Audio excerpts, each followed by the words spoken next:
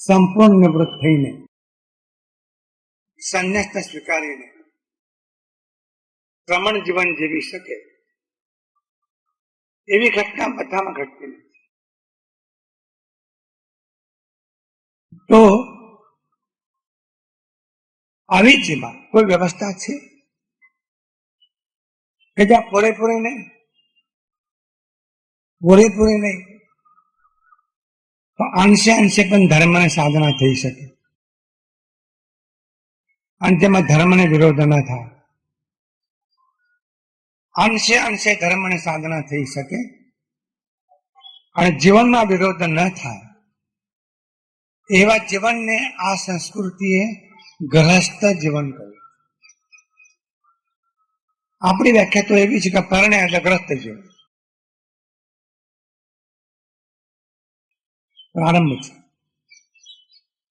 અને ગ્રસ્ત જીવન પણ શબ્દ નથી, ગ્રહસ્થાશ્રમ શબ્દ છે.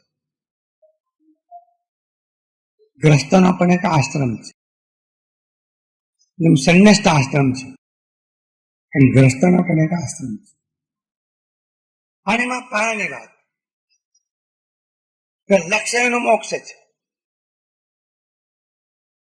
જીવનમાં ધર્મ સાધના કરવી છે પણ અર્થ અને કામની ઉપાસના કર્યા સિવાય ચાલે એવું નથી. અનિવાર્ય છે ગ્રસ્તમાં. તો કઈ રીતે સંયોજન થાય? અને એક સૂચના આપે કે અર્થ અને કામની પ્રાપ્તિ કરવાની પણ ધર્મને બાધા ન પહોંચે એ રીતે કરો. ધર્મનું સત્વ જળવાવું જોઈએ અને અર્થ અને કામની પ્રાપ્તિ કરવાની. અર્થ એટલે પૈસો, પણ પૈસાનો વ્યાપક અર્થ ભોગ પદાર્થો ના સાધનો મેળવવા માટેનું વિનિમયનું સાધન. અને કામનો અર્થ ઇન્દ્રિયોના બાહ્ય સુખ. આ બધે ગ્રસ્ત જીવનમાં અનિવાર્ય છે. તો એક તો રસ્તો એ છે કોઈ પણ જાતનો વિચાર કર્યા સિવાય જે માર્ગે જે રીતે મળતું હોય મેળવીને પણ ભોગવવું. તો ગ્રસ્તાનું જીવન ભલે કહેવાય, ગ્રસ્તાશ્રમ નહીં. ગ્રસ્તાશ્રમની એક શિસ્ત, એક વ્યવસ્થા. અર્થ પ્રાપ્તિ કરશે એના પાયામાં નીતિ અને સંતોષ આ બંને ધર્મ તરફથી આવે. અર્થોપાર્જન ખરું પણ નીતિમત્તા પૂર્વક અને સંતોષ ધારણ કરીને.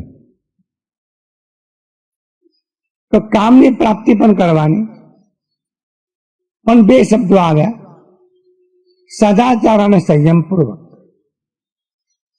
તો નીતિ, સંતોષ, સદાચાર અને સંયમ આ ચાર જેના જીવનના પાયામાં છે એવું જે જીવન એ ગ્રસ્તનું. કોઈ તર્ક કે બચાવ કરવાની જરૂર નથી કે અમે શું કરીએ, અમે તો ગ્રસ્ત, આમાં તો સંસારી, અમારે બધું કરવું પડે. કોને કહ્યું પણ આવું તમને? બધું કરવું પડે. શાસ્ત્રોની સ્પષ્ટ મર્યાદા. કારણ કે ધર્મની હાનિ થવી ન જોઈએ અને એનું પણ કારણ છેવટે પ્રાપ્ત કરવો છે મોક્ષ. પણ એવું સાહસ નથી, એવું બળ નથી કે સર્વસંગ પરિત્યાગ કરીને એકાંતમાં ધ્યાન મૌનની સાધના કરી શકાય.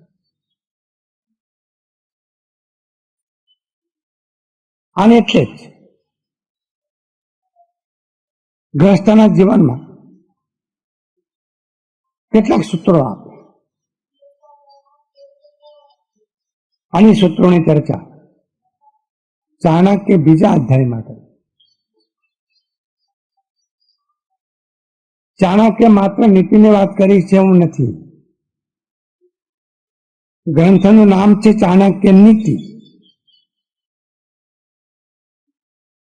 પણ એ ગ્રંથમાં જીવનના બધા જ મૂળભૂત જે અંગો છે એને સ્પર્શ કરે. સમગ્ર જીવનને લક્ષ્યમાં રાખીને એને વાત કરી. તો એમ કહું કે ગ્રસ્ત જીવનનું આધારભૂત તત્વ પણ ધર્મ છે. ધર્મ એના જીવનની આધારશિલા છે. હજારો દ્રષ્ટાંતો એવા છે કે જે લોકોએ પોતાના જીવનમાં અત્યંત દુઃખો અને કષ્ટો વેઠ્યા, ન વેઠ્યા હોત તો ચાલત. હરિશ્ચંદ્ર જૂઠું બોલાવો તો ચાલત, તમે સલાહ આપી શકો. આવા હાથીલા થવાની કઈ જરૂર નથી. પ્રસંગ જોઈને ફેરફાર કરી શકાય, તમે કહી શકો. હરિશ્ચંદ્ર ના શું દુઃખો સહન કરે. હજારો દ્રષ્ટાંતો છે જગતભરમાં. એના માટે કે એમના જીવનના આધારભૂત તત્વમાં ધર્મ તત્વ બહુ પ્રારંભની વાત ચાણક્યને કરવી છે, અને બે શ્લોકો સાથે ઘણા ઠેકાણા શ્લોકોનો ઉલ્લેખ કરવામાં આવ્યો છે. એમ લાગે છે કે ચાણક્યને કોઈ પ્રશ્નો પૂછ્યા હશે, એના જવાબમાં ચાણક્ય આ પ્રમાણે કહ્યું હશે. તો પ્રશ્નો 4 છે અને જવાબ પણ 4. પ્રશ્નો સમજીએ પછી ઉત્તરને સમજીએ. કથમ ઉત્પદ્યતે ધર્મ, કેન ધર્મો વિવર્ધતે, કયા ચ સ્થાપ્યતે ધર્મ, કેન ધર્મો વિનશ્યતે. 4 પ્રશ્ન. પૂછનાર એમ પૂછે છે કે જીવનમાં ધર્મ કેવી રીતે ઉત્પન્ન થાય. ભાષા ખોટી છે. પૂછનારને બીજી ભાષા નહીં આવડી હોય માટે આ ભાષા વાપરી. કારણ ધર્મ સનાતન તત્વ છે. ધર્મ ઉત્પન્ન થાય છે એવું નથી, પ્રગટ થાય છે એમ કહો. સૂર્ય કાયમ છે, પ્રગટ થાય. ચંદનમાં સુગંધ છે, પ્રગટ થાય. એમ ધર્મ જીવનમાં પ્રગટ થાય, ઉત્પન્ન થાય છે. એમને ધર્મની ઉત્પત્તિ નથી. એટલા માટે ઘણા લોકો જેટલી તાકાત એટલી તાકાત વાપરીને સનાતન ધર્મ કી જય એમ બોલતા હોય. ખબર નથી આપણને કે શું બોલે છે, પણ બોલે છે ખરા. પણ એમને એમ કેવું છે કે ધર્મ સનાતન છે. સનાતન ધર્મ કી જય એનો અર્થ ધર્મ સનાતન છે. અને સનાતન શબ્દનો અર્થ શાશ્વત, કાળાતીત, ત્રણેય કાળ રે તેવ. ધર્મ ત્રણેય કાળ છે. સંપ્રદાયો નવા ઉત્પન્ન થાય, નવા નવા મતો ઉત્પન્ન થાય, ધર્મ ઉત્પન્ન ન થાય. અને માટે સંપ્રદાય અને ધર્મ બંને જુદા છે. આજે જે ચલન પ્રચલિત છે સમાજમાં એ ધર્મનું નહીં, સંપ્રદાયનું. તમે જયારે પૂછો છો કે તમે કયા ધર્મના છો, અને સામો એમ કહે છે કે હું સ્વામિનારાયણ ધર્મના છીએ, જૈન ધર્મના છીએ, એ બંને ખોટું બોલે. એને પૂછવું જોઈએ કે તમે કયા સંપ્રદાયના છો. તો કહો કે જૈન સંપ્રદાયના, વૈષ્ણવ સંપ્રદાયના, સ્વામિનારાયણ સંપ્રદાય. ધર્મ અને સંપ્રદાય બંને જુદા. તો ધર્મ તને કાળ જેનું અસ્તિત્વ છે એને કહેવાય છે ધર્મ. દરિયો કદી પણ મર્યાદા મુક્તિ નથી, દરિયાનો ધર્મ. સૂર્ય નિરંતર નિયમિત આકાશમાં ઉગે છે, એ સૂર્યનો ધર્મ. કોઈ દિવસ તમે નોંધ વાંચી કે સૂર્ય હડતાલ પાડી? વિદ્યુત કર્મચારીઓ હડતાલ પાડવાના છે, એમ હડતાલ પાડી. આ તો કોઈ દિવસ એમ સાંભળ્યું કે સૂર્ય આકાશમાં આવ્યો જ નહીં? આ તો સૂર્ય કોઈ દિવસ કહ્યું કે આઈ એમ વેરી બિઝી, માટે હું નહીં આવી શકું? નિયત સૂર્યનો ધર્મ. એમ જીવનનો પણ એક ધર્મ છે, અને જીવન સનાતન છે. હું આ જયારે આ જીવન સનાતન છે ને વાત કરું છું, ત્યારે મને એમ લાગ્યા કરે છે કે તમારા મનમાં આની સ્પષ્ટતા હજુ પણ થઈ કે ન થઈ. એટલા માટે પૂછવું પડે છે કે સનાતનતાનો સંબંધ તમારા સ્થૂળ શરીરની સાથે નથી. સ્થૂળ શરીર કદી પણ સનાતન હોઈ શકે નહીં, પણ એ સ્થૂળ શરીરમાં એક તત્વ આવીને વસે છે, અને એ તત્વ દેહ છોડીને જાય છે, એ સનાતન.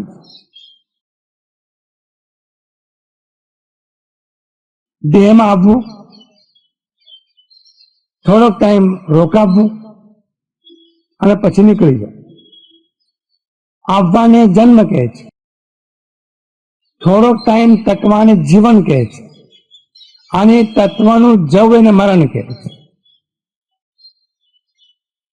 પણ આ બધી ઘટના સ્થૂળ શરીર ઉપર થાય છે. એમાં એક સનાતન તત્વ છે, એ નિરાકાર છે, આકાર નથી. પણ એ જ્ઞાનમય છે, એ આનંદમય છે, અને એ તત્વ એ સનાતન તત્વ છે. હવે એને કઈ પણ નામ તમારે આપવું પડે તો કોઈએ કહ્યું કે ચૈતન્ય છે, કોઈએ કહ્યું કે જીવ છે, કોઈએ કહ્યું કે આત્મા છે, કોઈએ કહ્યું તુર્યાતીત છે, કોઈએ કહ્યું સાક્ષી છે, કોઈએ કહ્યું જ્ઞાતા છે, કોઈએ કહ્યું દ્રષ્ટા છે. કઈ વાંધો નહીં, આંગળી ત્યાં ચિંધાય છે. શરીરમાં રહેલું તત્વ એ ચેતન તત્વ, એ સનાતન. यह है जीव सदा अविनाशी, मर मर जाए शरीरा, उसकी चिंता कछुअन करना हुई अपने धर्म दिया. अनेक प्रकारથી સંત પુરુષોએ વાત કરી છે કે આજે આત્મતત્વ એ સ્વયં પોતે સનાતન છે, શાશ્વત છે. એ આત્માનો જ ધર્મ. 3 શબ્દો છે. સ્વતંત્રપણે જાણવું એક ધર્મ, સંવેદનાઓ અનુભવવી બીજો ધર્મ, અને આનંદ ત્રીજો ધર્મ. કોને સંવેદના થાય છે સુખની દુઃખની? કોણ અનુભવ કરે છે? સ્થૂળ શરીર નહીં, એક તત્વ છે અંદર જે અનુભવ કરે છે સંવેદનાઓનો. સ્વતંત્રપણે જાણે છે. શબ્દ કાન ઉપર આવ્યો, અર્થ કોને જાણ્યો? કાને નહીં, અંદર કોક તત્વ બેઠું છે એ જાણે. રૂપ આંખના સમક્ષ આવ્યું, કોને જાણ્યું? આંખે નહીં, અંદર કોઈ તત્વ બેઠું છે એને. એ જાણનાર, એ જાણનહાર, એ નોઅર એ અંદર બેઠો. અને શાશ્વત છે, સનાતન છે. એ સનાતન જેમ છે એમ સંવેદનશીલ પણ છે. આ સંવેદનશીલતા છે માટે ભાવો છે, હર્ષનો, શોકનો, દુઃખનો, સુખનો, ગમે છે એનો, નથી ગમતું એનો, પછી એમાંથી રાગનો, દ્વેષનો. અને ત્રીજી વાત છે આનંદ. છેવટે આખું જગત આનંદની શોધમાં છે. એક કીડી નીકળે છે, તમે ચાલ જુઓ, કંઈક શોધતી હોય છે. એ ચાલે ત્યારે ખબર પડે છે આપણને કે ખોજ કરી રહી, શોધ કરી રહી છે. તમે એને પૂછો કે બેનજી, આ તમે શેની શોધ કરો છો? એ કહી નહીં શકે, પણ અનુભવથી આપણને ખબર પડે છે કે ક્યાંક સાકર પડી છે, એની શોધ કરે. અને ખબર પડી ગઈ છે કે ટેબલ ઉપર ડબ્બી પડી છે, એ ડબ્બી પેક છે, અંદર સાકર છે. પછી એનું કામ ચાલુ થઈ જાય. પેક ડબ્બી છે, અંદર કેવી રીતે જવું? પ્રદક્ષિણા ચાલુ થાય, ફરતા ફરતા પોલાન દેખાય, એને કેટલી જગ્યા જોઈ, બેસી જાય.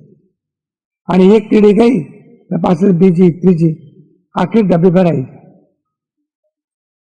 તમે એમ કહો છો કે ડબ્બી પેક કરી હતી અને ક્યાંથી અંદર આવી? પેક કરી હતી, ક્યાંક થોડી જગ્યા ખાલી રહી હતી, બેઠી ગઈ. એ શોધમાં છે, સાકરની શોધ.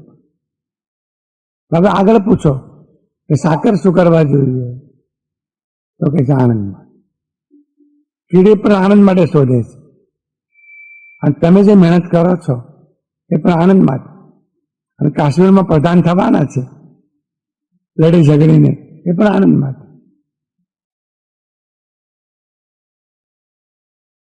આપણે સેવા કરવા થવાના છે એવું નથી. આ લોકો તો એમ કહે છે કે તક મળે તમે જવા ન દઈએ, કારણ અમે કે સાધુ સંન્યાસી નથી. ખરી વાત કરે છે. કોઈની સત્તા પડાવી લેવાની તક મળતી હોય, અમે જવા નહીં દેવા. શું કરવા કરવું પડે ખબર નથી. આનંદમાં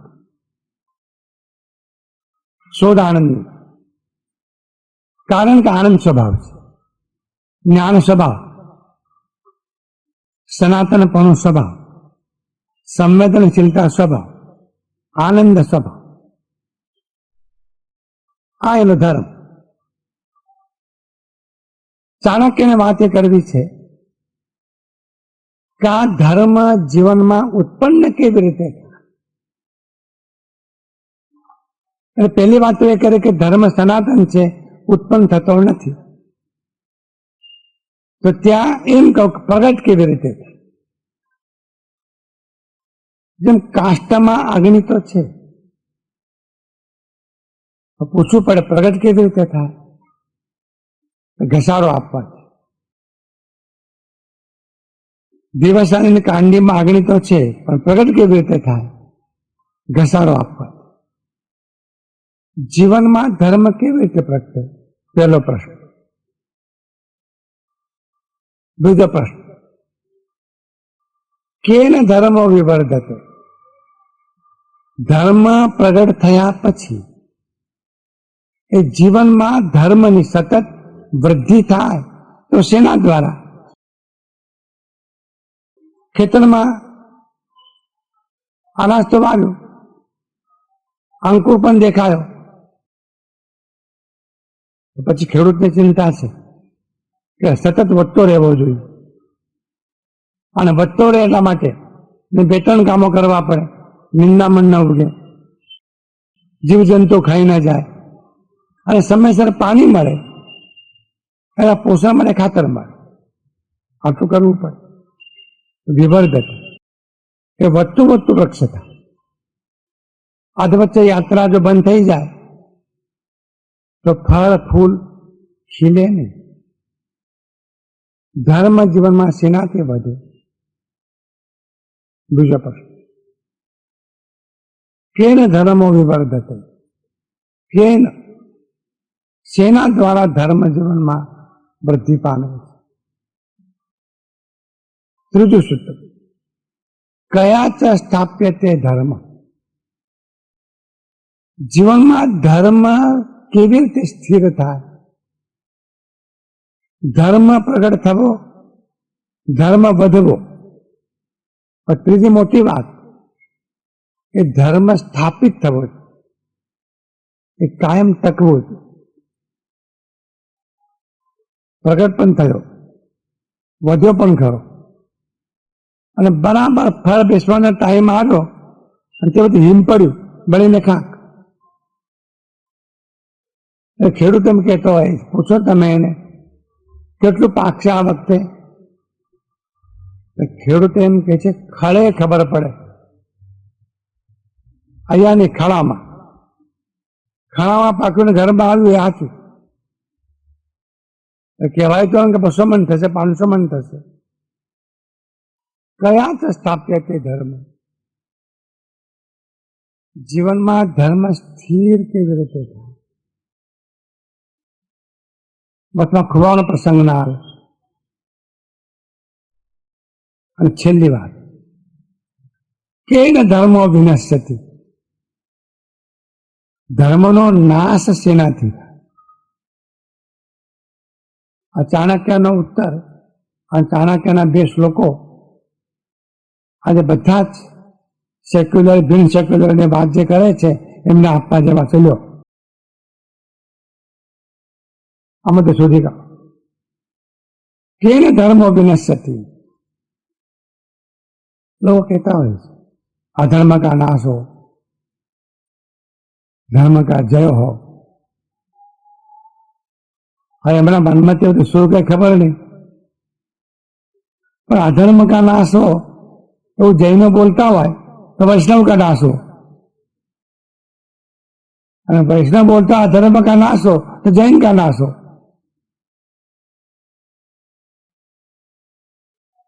કારણ ધર્મ એક ફોરમમાં છે.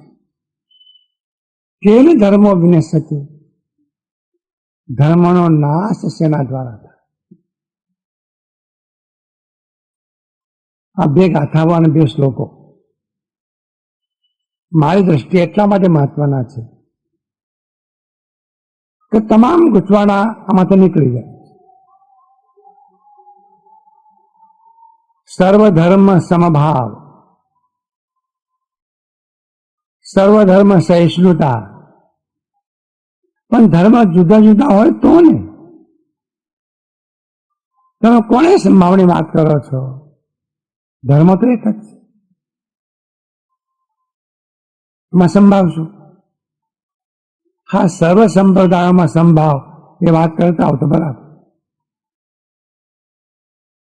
સંપ્રદાયો જુદા જુદા છે. ચાણક્યનું આ કારણ છે, નિરાકરણ છે. અને 4 બાબતો સ્પષ્ટ થઈ જાય તો સમગ્રપણે ધર્મની સ્પષ્ટતા થાય. ફેર શ્લોક બોલીએ, કથમ ઉત્પદ્યતે ધર્મ, પેલી કડી, કેન ધર્મો વિવર્ધતે, કયા ચ સ્થાપ્યતે ધર્મ, કેન ધર્મો વિનશ્યતિ. આ પ્રશ્ન છે અને જવાબ પણ 4 સૂત્રોમાં. સત્યેન ઉત્પદ્યતે ધર્મ, દયા દાનેન વર્ધતે, ક્ષમયા ચ સ્થાપ્યતે ધર્મ, ક્રોધ મોહાત વિનશ્યતિ, લોભ મોહાત વિનશ્યતિ, કામ ક્રોધાત વિનશ્યતિ. કોઈ ઝઘડાનું કારણ નહીં. કોઈ એવું સરસ કામ કરે, આ બધા જ રાજકારણીઓ પાસે આ ફોર્મ્યુલા મૂકી દે, શેના વાંચે પણ આ લોકો ક્યાં ધ્યાન આપે? આ ધર્મ તો પ્રશ્ન જ નથી ધર્મમાં. તો ધર્મ જીવનમાં પ્રગટાવવો છે, ધર્મ જીવનમાં પ્રગટાવવો છે. જગતમાં ધર્મ તો છે સનાતન, પણ અમારા જીવનમાં પ્રગટ્યો નથી. સાંજ પડી છે ને ઘરમાં અંધારું છે, દીવો છે, કોળીઓ છે, વાઘ છે, તેલ છે. આજની પરિભાષામાં લાઇટ છે, કનેક્શન છે, પાવર હાઉસ ચાલુ છે, પાવર અંદર આવે છે, પણ લાઇટ થવી જોઈએ ક્યારે થાય? સ્વિચ ઓન કરો તો. એટલું તો કરવું જ પડે. હવે નવી નવી પદ્ધતિઓ નીકળી છે, સ્વિચ પાસે પહોંચવું ન પડે, તારે વગાડો એ સ્વિચ ઓન થઈ જાય, એવી સ્વિચો નીકળી છે. એ તૈયારી છે બધા, એ બધી પેરાલિસિસની તૈયારીઓ છે. પેરાલિસિસ લખવાની.